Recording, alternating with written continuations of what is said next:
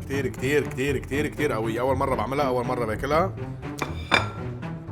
شي رائع. شو قلت لي اسمك؟ الأكل اسمها البخاري.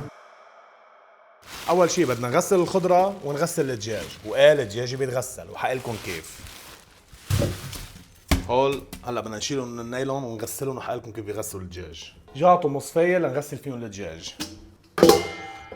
مي مسقعة وملح، فيكم تحطوا يا خل أبيض يا حامض. أنا جايب فراريجي شوي صغار، يعني كيلو 200 كيلو 300 تقريبا. أهم شيء ما ننقط، بدنا نتركهم منقوعين تقريبا 10 دقايق، وبعدين بنغير لهم ميتهم وبيكونوا خالصين. كل هيدا الجلود والدهن اللي هون لازم نشيله. واهم شيء لنظافة الفروج، قربوا لفرجيكم وين، هون بيجي فيه مثل الدم المختر، بتعملون هيك وبتشيلون باصبعكم. ها شوفوا هلا بيطلع. هول لازم ينشالوا، اذا ما انشالوا حيزنخ الفروج. طب اصبعكم وكشون كلهم، شفتون هول كلهم زنخة. وهو هون بدنا نشيل هذا الدهن، طسطوزة بدنا نشيلها، الجلود والمصارين اللي على الرقبة هون كمان شيلون.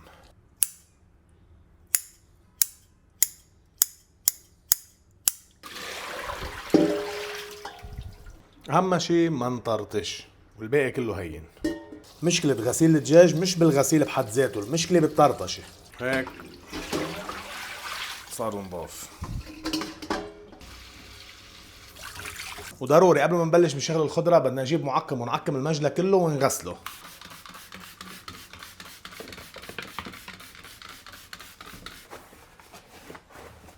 هذا المعقم بيشيل كل السالمونيلا اللي ممكن تكون صارت موجودة هون.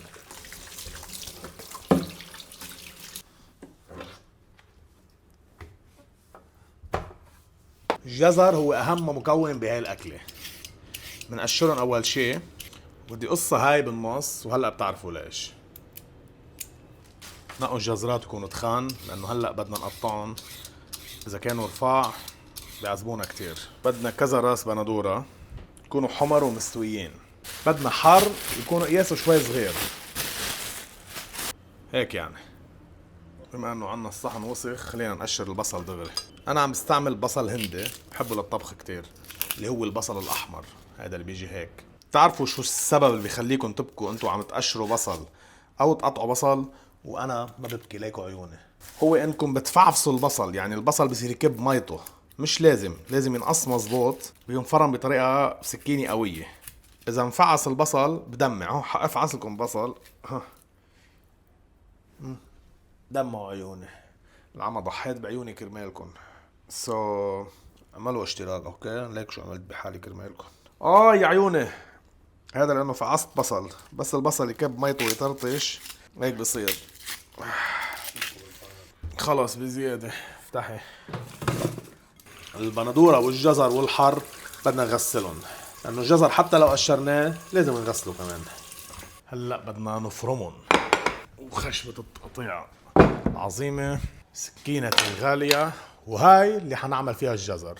إذا ما عندكم إياها فرموهم بإيدكم، بس إنه هاي أسرع لي بكتير. طيب بدنا 1 2 3، وحدة للجزر، وحدة للبصل، وهاي ما بعرف لشو. أول شي حأعمل الجزر. تعال فرجيكم كيف عن قريب.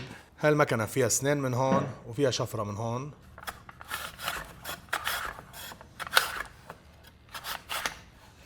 حطلعهم بهذا الشكل.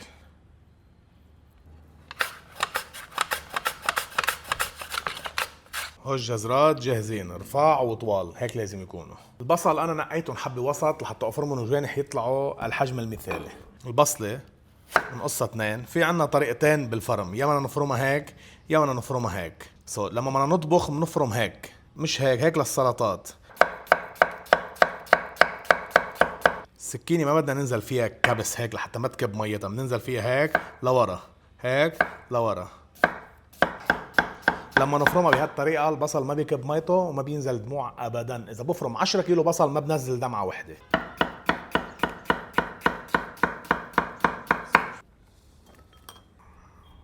طلعنا الدنيا بصل. بندورة خلينا نقطعهم بالنص ونشيل هيدا القمع تعولهم بس، لانه هون بدهم ينفرموا على المكنة. والحر نتركهم مثل ما هن. جيبوا كذا حصتون هول بدنا نطحنهم مع البندورة. تعالوا اعلمكم اسهل طريقة لتقشير الثوم. اعملوا حصة ثوم هيك، افركوه يمين وشمال هيك بيتقشر. بالمبدأ صرنا جاهزين. حجيب طنجرة كبيرة، كل ما كانت الطنجرة واسعة كل ما كانت أحسن للرز. وبدنا نار قوية. هني بيعملوها بزيت قلي، أنا بفضل زيت الزيتون، بحس بيعطي نكهة أطيب وصحي أكتر. ننزل بكمية كتير منيحة من زيت الزيتون. هودي شو قاعدين عم يعملوا هون؟ تفضل، قاعدين هون خواجات جاكوزي. بدهم أرجيلي بس. أول شي بدنا ننزل بالجزر نقليهم، نرجع نشيلهم ونصفيهم. جيبوا مصفية ناعمة مثل هاي، لازم يتغير لونهم شوي وبلش ياخد على صفار. بدنا نشيلهم، نصفي منهم الزيت منيح ونحطهم بالمصفية. وبنفس الزيتات هلا بدنا ننزل الفروجين اللي عنا ونحط فوقهم المطيبات ونقليهم كتير منيح.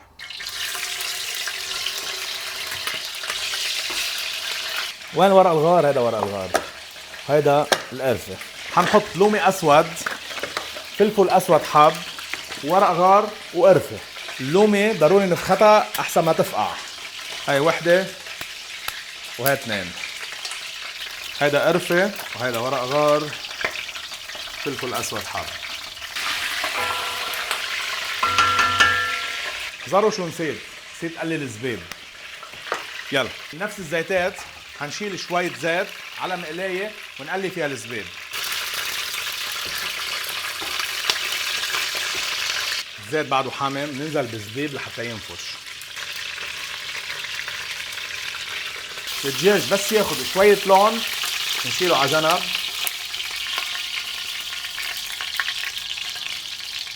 وبننزل بالبصل. الزبيب بلش ينفخ، تعال فرجيهم كيف.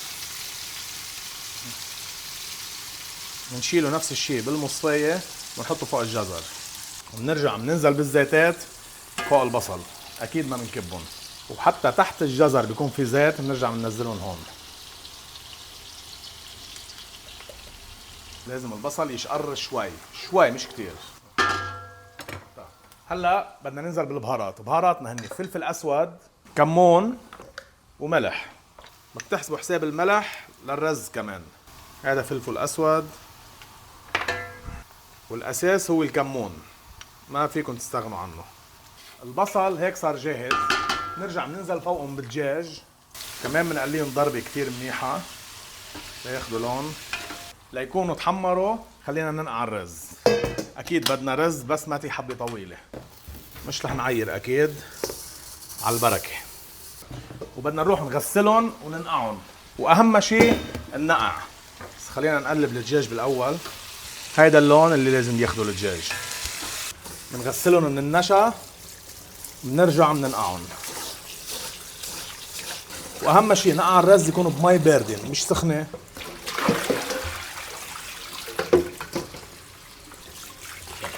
ونتركهم منقوعين.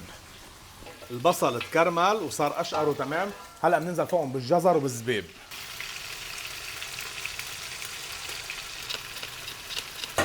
كمان بنقلبهم ضربة.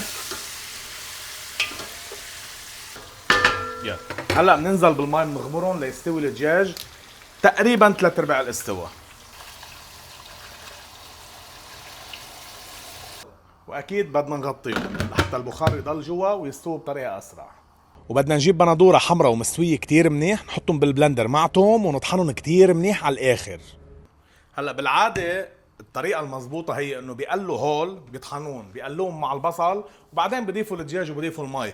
بس البندوره بتقلل من سرعه استواء اللحمه او الدجاج، فانا حخليهم على جنب. هلا بقليهم مع نقطه زيت زيتون بمقلايه وبضيفها فوقهم، بتاخذ نفس النتيجه بس بكون استوى الدجاج اسرع. بس الفروش تقريبا صار مستوي 3/4 الاستوى. حنجيب صينيه الفرن وورقه زبده وكبايتين، وحده هيك وحده هيك.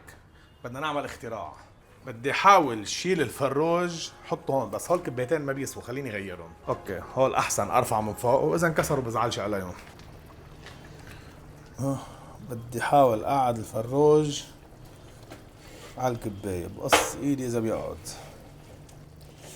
احا سخن كتير المشكلة، مش حقدر احمله. بتعرف شو، خليه يبرد شوي.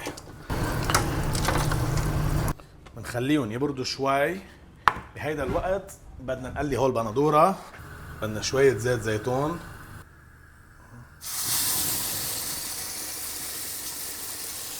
لا حمد زيادة عن اللزوم. اوه مش هالقد بدنا اياك تحمي. روق روق روق روق، طرطشت الدنا. روق. بندورة غلت وطلعت ريحتها كتير حلوة. هلا بنضيفها فوق هول. هلا هول بردوا. المفروض انه صار فينا نوقف الفروج على الكباية.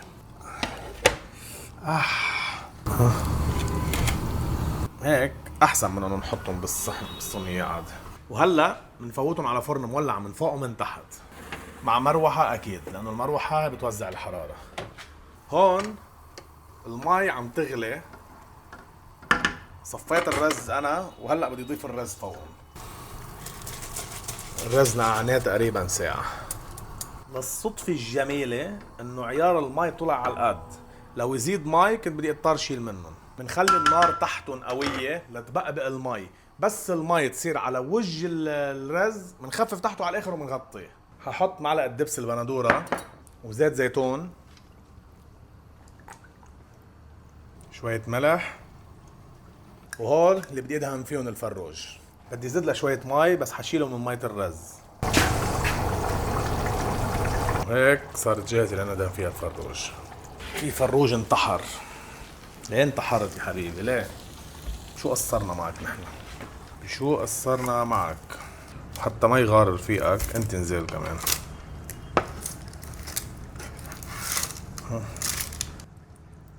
بدنا نشبعه منه ليصوص منيح. إلى الفرن من جديد.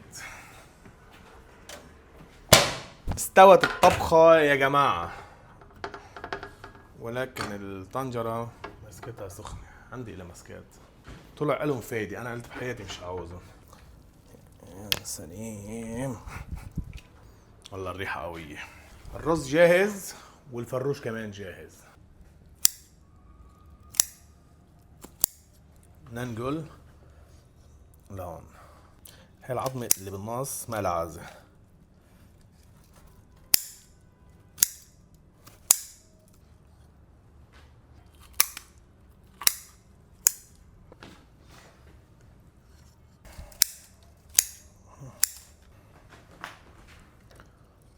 يا سلام، الرائحة جدا شهية. مع انه عملت كتير جلي. هلا لازم اجلي باسرع وقت. معش طايق المطبخ. انا حاسه كتير مكركب. حاسس المطبخ كتير مكركب.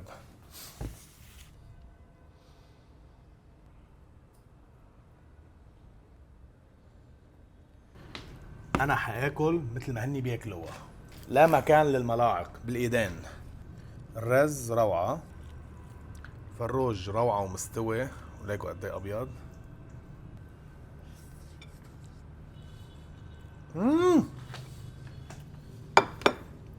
اما هذا شيء كتير قوي.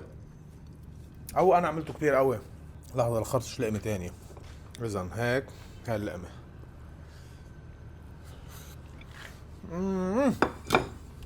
كتير قوية. قوية لدرجة انه علي عشوائي بده يزت التليفون ويجي ياكل. كتير كتير كتير كتير كتير قوية. اول مرة بعملها، اول مرة باكلها. شيء رائع. شو قلت لي اسمها؟ هالاكل اسمها البخاري. السعودية كتير بيعملوها بس هي ما اصلا سعودية. هي اصلا من اسيا، من كازاخستان. هول البلاد اللي هونيك بعرفش اي بلد بالضبط. هاي الاكلة كتير طيبة وانا عرفتها من وراء اهل السعودية والخليج. فشكرا لكم على هالشيء الرائع اللي عرفتونا عليه. الاكل كتير طيبة. روحوا جربوها بنفس الطريقة اللي عملتها انا. ما تغيروا اي شيء. اذا تطلع معكم هيك حتكون كتير رائعة وكتير اوريجينال. وما تنسوا تعملوا اشتراك بالقناة.